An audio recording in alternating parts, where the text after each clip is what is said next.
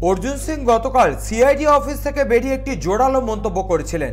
তিনি বলেছিলেন রাশিয়ার রাসায়নিক বিষ দিয়ে তাকেও শুভেন্দুকে মেরে ফেলা হতে পারে। এই পরিপ্রেক্ষিতে জগদ্দলের বিধায়ক সোমনাথ শ্যাম বলেন, মুন্না ভাই এমবিবিএস সিনেমায় একটা কথা বলা হয়েছিল যে মাথায় কেমিক্যাল লোচা হয়, মানে ব্রেনটা গুলিয়ে যায়।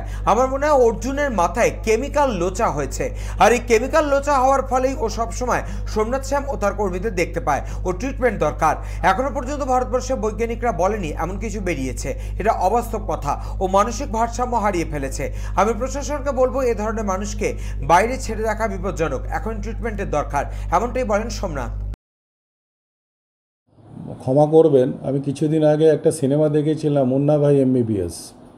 সেখানেই প্রথম জানতে পারি কেমিক্যাল লোচা, মানে মাথায় ব্রেনে কেমিক্যাল লোচা হয়, মানে ব্রেনটা মানে ঘুলিয়ে যায়, মানে বলে এরকম।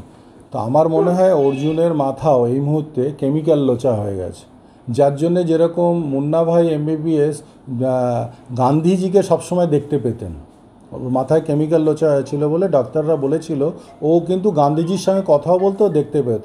ঠিক তেমনিভাবে অর্জুন সিংয়েরও মাথায় কেমিক্যাল লোচা হয়েছে, যাতে ও আজকের দিনে সবসময় সোমনাথ শ্যাম এবং আমার আশেপাশে যারা থাকে তাদেরও কিন্তু দিনে দুপুরে দেখতে পাচ্ছে।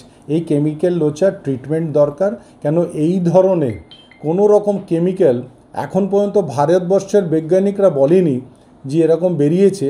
তাহলে কিন্তু ডোনাল্ড ট্রাম্প থেকে আরম্ভ করে সবাই কিন্তু আশঙ্কায় আছে যে কোনো সময় তাদের মেরে দেওয়া যাবে, কেন কেমিক্যাল তো দূর থেকেও ছুড়ে দেওয়া যাবে। তো এটা একটা অবাস্তব কথা, ঠিক আছে। অর্জুন এই মুহূর্তে ভারসাম্য, মানসিক ভারসাম্য হারিয়ে ফেলেছে, ওর কেমিক্যাল লোচা তৈরি হয়েছে। আমার মনে হয় ইমিডিয়েট ট্রিটমেন্ট করা উচিত। আমি বাংলার পুলিশ প্রশাসনকে বলবো এই ধরনের মানুষকে বাইরে খোলা ছেড়ে দেওয়া খুব খারাপ, এর এক্ষুনি ট্রিটমেন্টের দরকার। আগামীকাল হাসপাতালে যাবে উনি ট্রিটমেন্ট করাতে। আপনি দেখবেন উনি ভারসাম্য হারিয়েছেন। ওনার পরিবারের লোককেও আমি বলবো যে তারা ইমিডিয়েট তার ট্রিটমেন্ট করান। তারা মনে হয় নিয়ে যাচ্ছেন তাকে ট্রিটমেন্ট করাতে।